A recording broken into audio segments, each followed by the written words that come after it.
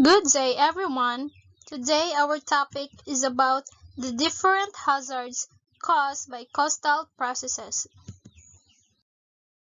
Coastal processes and how it affects the coast. Coastal processes are inevitable occurrences driven by nature and amplified by human action. They cause damage to the shorelines through coastal erosion, submersion, and saltwater intrusion. Waves. Waves are caused by wind. Wind-driven waves or surface waves are created by the friction between wind and surface water. As wind blows across the surface of the ocean or a lake, the recurrent disturbance creates a wave crest. During summer, weather with waves gently lapping the shore, the beach grows in size. Waves surge up the shore face. The swash carries sediment. The swash slows, runs out of momentum, then slides back down toward the water. Some of the backwash sinks into the sand. The backwash has a little less energy to carry sediment down the beach, so the beach gradually grows in size with the development of a summer berm. The summer beach profile is broader and with a gentler slope. During the stormy months, storm waves carry much energy to the beach, with extra energy to suspend sediments and redistribute them in the near-shore environment. Steady, strong winds from a storm can push water up on the protected shore, raising water levels. Return flow from this wind setup helps to carry sediment away from the shore. The summer berm is eroded away and the stands are deposited offshore. This beach profile is steeper and narrower. Tides. Tides result from the gravitational attraction of the sun and the moon on the oceans. As the moon orbits around the earth every 4 weeks, the relationship of the sun, earth, and moon changes.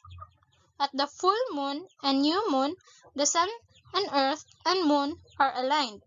At these times, the gravitational and centrifugal force of the moon and sun combine together and result to spring tides. The spring tides are the highest high tides and lowest low tides or the greatest tidal range during the course of the lunar month. During the first quarter and last quarter, the sun, earth, and moon form a right angle. On these times, the gravitational and centrifugal forces of the sun and moon act at right angles to one another that result to neap tides. The neap tides are the lowest high tides and highest low tides or the smallest tidal range. Sea level. Rise. Sea level has risen by about 120 meters since the peak of the last ice age about 19,000 years ago. Since then, ice caps have shrunk, returning water to the sea and the seas have warmed and expanded. Global average sea level is currently rising at the rate of about 2 mm per year. This slow sea level rise helps to increase the rate of coastal erosion. Coastal flooding and erosion may be severe when storms strike a coast at spring tide. Storms brought by low-pressure systems may give rise to a large storm surge, high water resulting from the combination of wind setup and an inverted barometer effect. Low pressure doesn't weigh down as heavily on the surface of the ocean. Highest water occurs through the combination of storm surge at spring tide, especially at or near perihelion and perigee. Crustal movement is the deformation of the Earth's crust due to tectonic movement. It can cause earthquakes and tsunami, which affect humans dramatically. It can cause tsunamis that can destroy coastal areas. Storm surge is a temporary rise in sea level beneath a storm and becomes dangerous during a storm. The water is unable to escape anywhere but onto land as the storm moves towards the shore, which causes flooding along the coast and other types of typhoon damage. For example, the force of waves and currents can cause land to erode and buildings to be destroyed. Salt water that gets into freshwater lakes, streams, and aquifers is hazardous to aquatic life and drinking water. Coastal erosion, submersion, and saltwater intrusion. Number 1. Erosion is the wearing away of the land by the sea.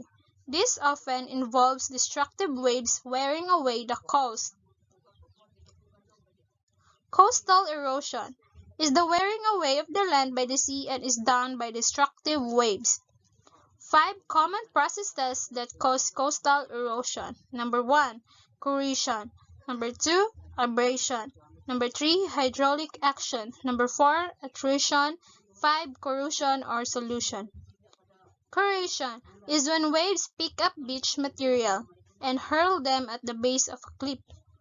Number 2. Abrasion occurs as breaking waves which contain sand and larger fragments erode the shoreline or headland.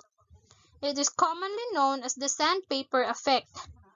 Number 3. Hydraulic action occurs as breaking waves which contain sand and larger fragments erode the shoreline or headland.